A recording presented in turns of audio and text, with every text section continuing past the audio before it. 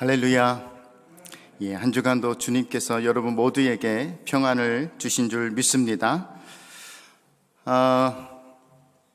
아침마다 이렇게 세수를 하고 머리를 감고 샤워를 해서 이렇게 거울 앞에 서면 하루하루 깜짝 놀랍니다. 왜냐하면 머리카락이 많이 없어지더라고요. 이제는 요 옆에도 많이 없어졌더라고요. 인간적으로 볼 때는 속상하더라고요. 머리카락이 있고 없고의 차이가 굉장히 많더라고요, 보니까. 인간적으로 볼 때는 속상하더라고요. 근데 그 거울을 볼 때마다 하나님께 감사하고 기뻐하게 되는 것은 뭐냐면 이런 깨달음을 주시더라고요. 네 머리로 세상을 좀 밝혀라. 집안도 밝히고 동네도 밝히고 두루두루 다니면서 머리로도 밝히고 입술로도 복음으로 밝히고 자꾸 밝히라는 그 메시지를 받아서 주 안에서 깨닫게 되니까 기뻐하게 되더라고요. 할렐루야.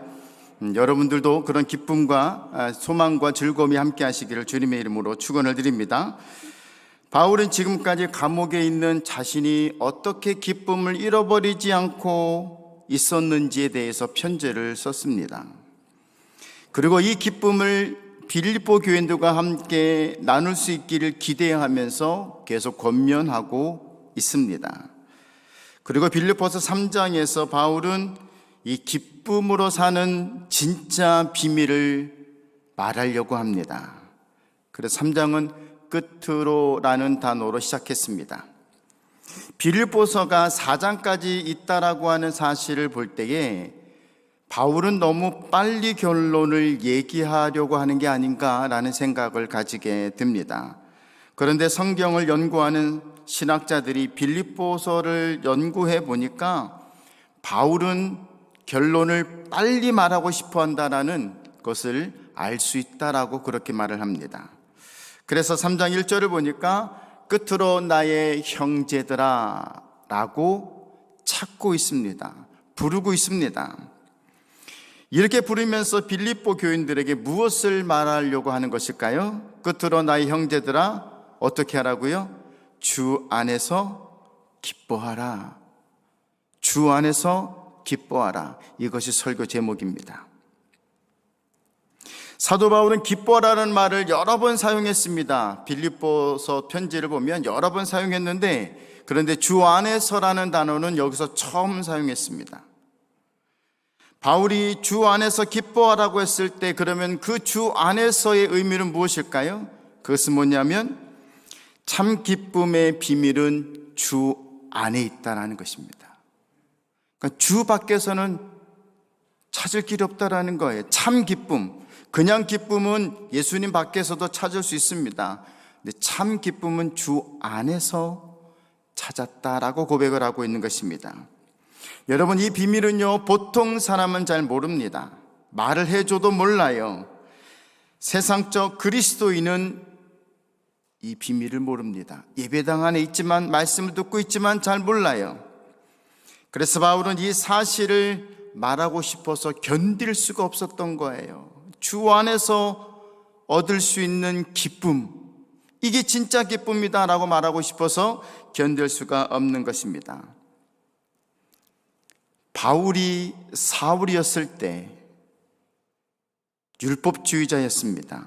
율법을 통해서 구원을 받는다고 생각을 했어요. 율법을 지키면 기쁨을 얻는다라고 믿었습니다. 그런데 오늘 본문 2절을 보니까 지나칠 정도로 율법주의자들을 강하게 비판하고 있습니다. 2절 같이 보겠습니다. 개들을 삼가하고 행악하는 자들을 삼가고 몸을 상해하는 일을 삼가라.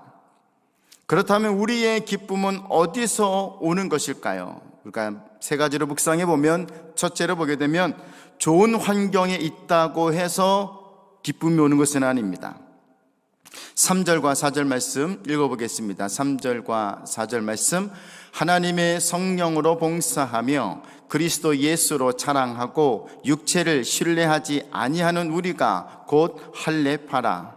그러나 나도 육체를 신뢰할 만하며 만일 누구든지 다른 이가 육체를 신뢰할 것이 있는 줄로 생각하면 나는 더욱 그러하리니 라고 했습니다. 자, 바울이 뭐라고 말하고 있는 것일까요? 바울은 인간적으로 볼 때 자랑할 게 너무 많다는 것입니다. 자랑할 게 너무나 많아요. 바울이 예수님을 만나기 전에 자랑을 삼았던 것이 무엇입니까? 5절 말씀해 보니까 나는 8일 만에 할례를 받고 이스라엘 족속이요 베냐민 지파요 히브리인 중에 히브리인이요 율법으로는 바리새인이었다라고 말합니다. 이게 무슨 말씀인가 하면 태어나서 8일 만에 할례를 받았다고 하는 것은 이것은 8일 만에 하나님의 백성이라는 흔적을 몸에 가졌다는 뜻이에요. 바울이 이스라엘 족속이라고 했던 것은 아브라함과 이삭과 야곱의 직계 후손이라고 하는 사실입니다.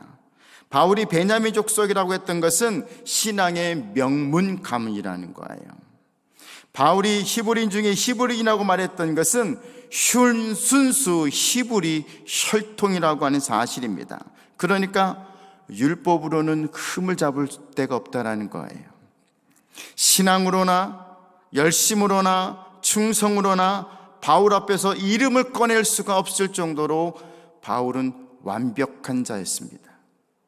하지만 바울은 이런 환경 조건들이 자신을 유익하게 만들고 자신을 기쁘게 했던 것이 아니라고 고백을 하고 있습니다.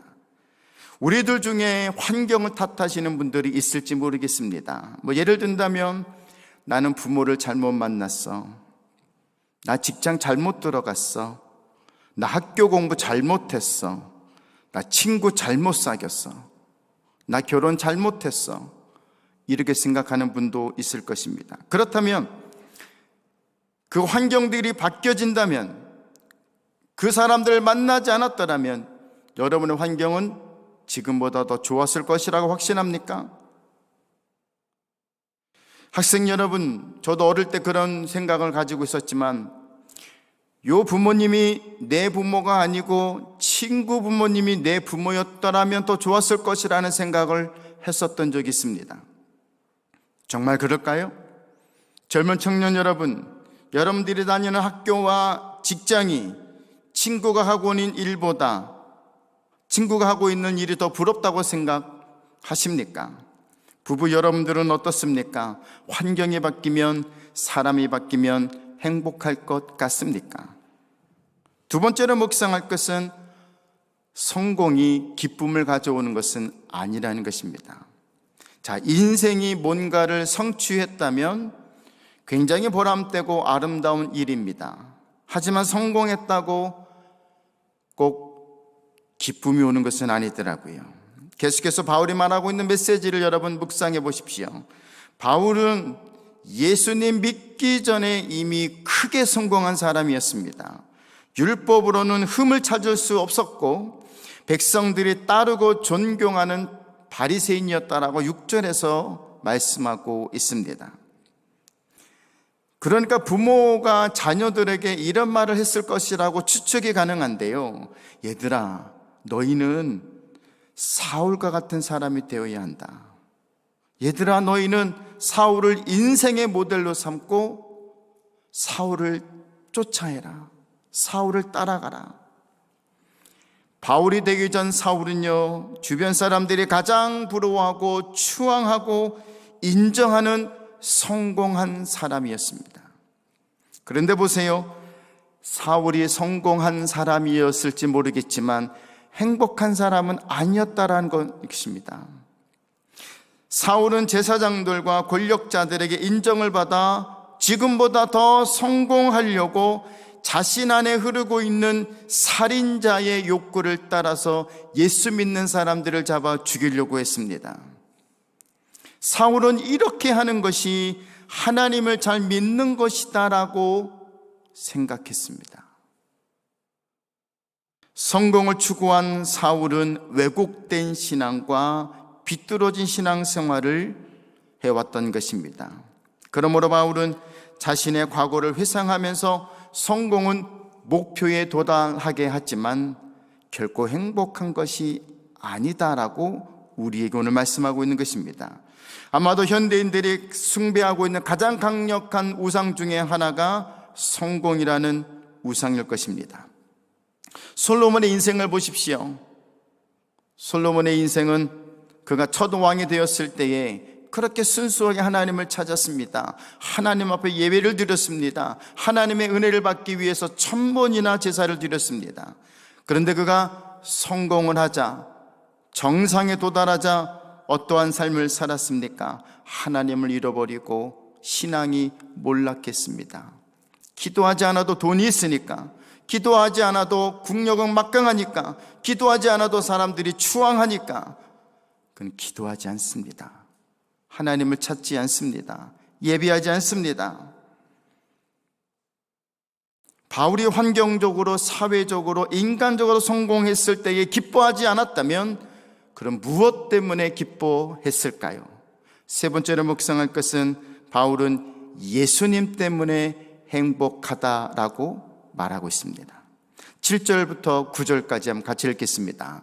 그러나 무엇이든지 내게 유익하던 것을 내가 그리스도를 위하여 다 해로 여길 뿐더러 또한 모든 것을 해로 여김은 내 주 그리스도 예수를 아는 지식이 가장 고상하기 때문이라.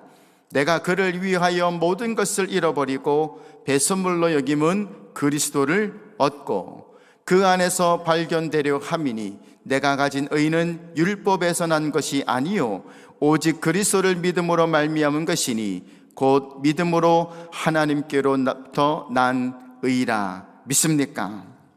바울은 예수님 때문에 행복하다고 말하고 있습니다. 예수님 때문에 행복하다.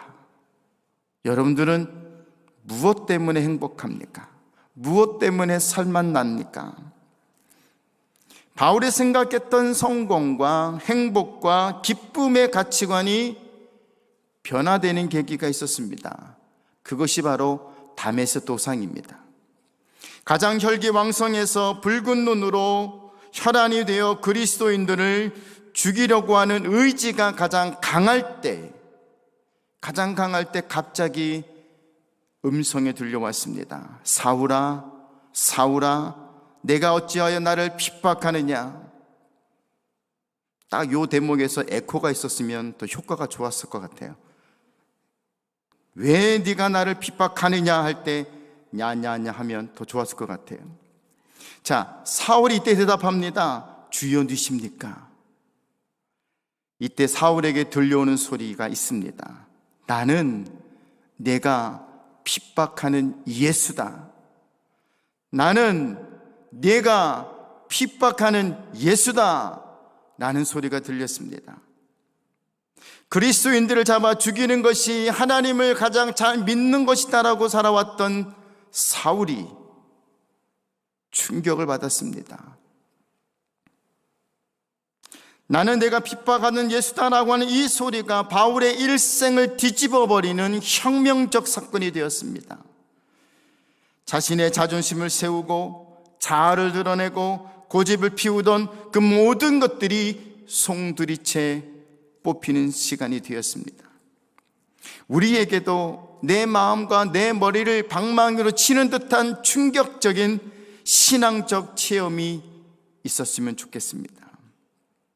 우리 신앙이 단단하지 못하는 이유는 무엇일까요? 아직도 우리가 믿음으로 서지 못하고 결단하지 못하고 미적되는 이유는 무엇일까요?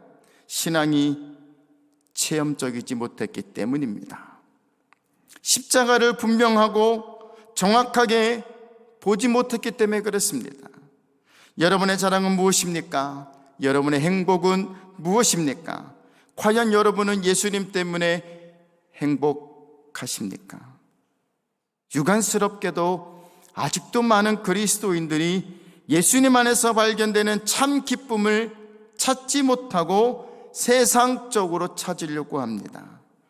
여전히 쓰레기처럼 버릴 수밖에 없고 죽으면 아무것도 아닌 그 세상의 성공을 쫓아가고 있습니다. 여러분, 돈이 없으면, 출세하지 못하면, 성공하지 못하면 자신이 초라해 보이는 거 맞습니까? 이런 사람들은요, 십자가도 초라해 보일 수도 있습니다. 이런 사람들은요, 성경을 창피하게 여길지도 모릅니다. 우리 신앙생활의 커다란 장애물은 어디에 있을까요? 자존심입니다. 자존심. 자존심은요, 하나님이 떠났기 때문에 자기 자신을 스스로 보호하기 위해서 내세우는 모습이에요. 자존심이 강한 사람일수록 이게 분명하게 보입니다. 여러분, 예수 믿는 일의 가장 커다란 방해는 남편도 아니고 이웃도 아니고 아들, 딸도 아니고 예배당 안에는 어느 누구도 아니라 자기 자신이에요. 자기 자신 때문에 하나님을 믿지 못하고 있는 것입니다. 그래서 바울은 어떤 결단을 내리고 있습니까? 8절 9절에 보니까 또한 모든 것을 해로 여김은 내 주 그리스도 예수를 아는 지식이 가장 고상하기 때문이라. 내가 그를 위하여 모든 것을 잃어버리고 배설물로 여김은 그리스도를 얻고 그 안에서 발견되려 함이니라고 했습니다. 현대 교인들은 이 자리까지 가야 합니다. 이 믿음의 고백 자리까지 가야 합니다.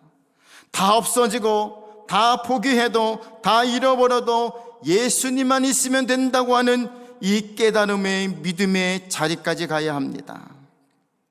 하나님을 경험해야 해요. 십자가를 경험해야 합니다. 보혈을 경험해야 합니다. 그래야 세상적 기준과 가치와 목표를 배설물로 인정할 수 있습니다. 여러분, 세상은 아무것도 아닙니다. 어제가 저희 아버님이 돌아가신 지 딱 2주년이 되는 날입니다. 저희 아버지는 6.25 때 나라를 지키기 위해서 총을 드셨습니다. 그분은 국가유공자로 사셨습니다. 교회를 7개나 개척하시고 교회 건물까지 지으신 분입니다. 그러면서 수많은 교회에 가서 부흥회도 하셨고 아버지를 통해서 은혜 받은 젊은 사람들이 목사가 되고 사모가 되고 선교사가 된 분들이 참 많습니다. 그분들을 만나본 적이 있었는데 그렇게 아버님을 칭찬하고 자랑하시더라고요. 교단과 교회에 그렇게 헌신하셨습니다. 그런데 죽으니까 아무것도 아니더라고요. 장례시장에서 장례 집례하시는 목사님이 아버님의 경력을 많이 말씀하셨어요. 경력은 많고 경력은 화려합니다. 하나님을 위해서 하신 일이 너무 많아요. 보여지는 건 너무 많아요. 그런데 죽으니까 아무것도 아니에요.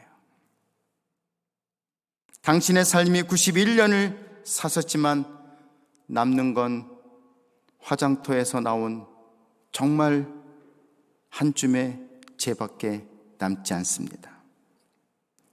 예수님보다 여러분은 여러분의 자존심이 중요합니까? 예수님보다 여러분은 여러분의 신분과 지위와 학벌이 중요합니까? 지금까지 삶을 돌아보면 하나님은 우리들에게 많은 감사를 주셨다는 사실을 알게 됩니다. 자녀를 주셨고 남편과 아내를 주셨고 가정을 주셨습니다. 직장과 사업을 주셨습니다. 그런데요, 이 정도는 불신자들도 얼마든지 감사하는 부분입니다. 불신자들도 이 정도는 기뻐할 수 있습니다. 우리가 예수 믿는 사람으로서 기뻐할 수 있는 가장 큰 이유가 무엇이어야 합니까? 예수님이어야 합니다. 예수님이라고 고백할 수 있어야 합니다. 예수님을 묵상하면 우리가 기뻐하지 못할 이유가 없는 거예요. 우리가 슬퍼해야 하지 말할 이유가 훨씬 많습니다. 우리가 낙심하지 말고 절망하지 말아야 할 이유가 훨씬 많습니다. 손해를 보면 어떻고 가진 거 놓으면 좀 어떻습니까? 제가 돈을 찾다가 찾지 못하고 20불짜리를 제가 지갑에서 꺼냈습니다.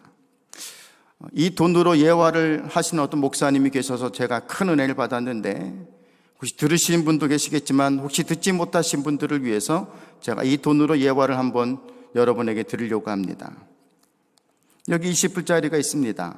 이 돈을 제가 한번 구겨보겠습니다. 돈을 구겼으니 이 돈을 어떻게 할까요? 쓰레기통에 버릴까요? 구겨진 이 돈은 얼마짜리입니까? 20불짜리입니다. 아무리 구겨져도 찢어져도 코가 묻고 똥이 묻어도 이 종이돈은 여전히 돈이고요. 20불어치의 가치를 활용할 수 있는 돈입니다.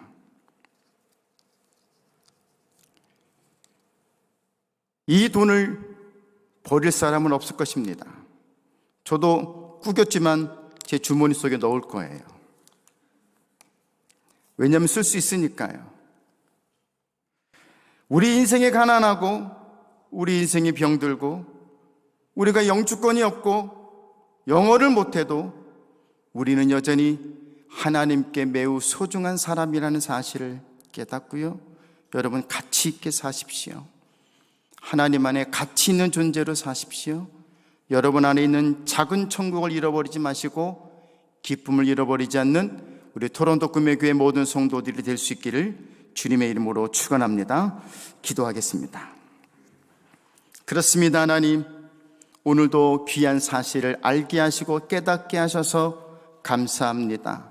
바울이 그렇게 결론을 짓고 싶었던 주 안에서 가질 수 있는 참 기쁨의 이 비밀을 이제는 우리의 삶 속에, 가정 속에, 직장과 사업과 학업 속에 누리며 살 수 있는 기쁨의 소유자가 되게 하여 주옵소서. 어느 누구도 빼앗아갈 수 없고 귀신도 사단도 빼앗아갈 수 없는 예수 안에서의 기쁨을 누리게 하여 주옵소서. 예수님의 이름으로 기도하옵나이다. 아멘. 함께 자리에 일어나셔서 찬송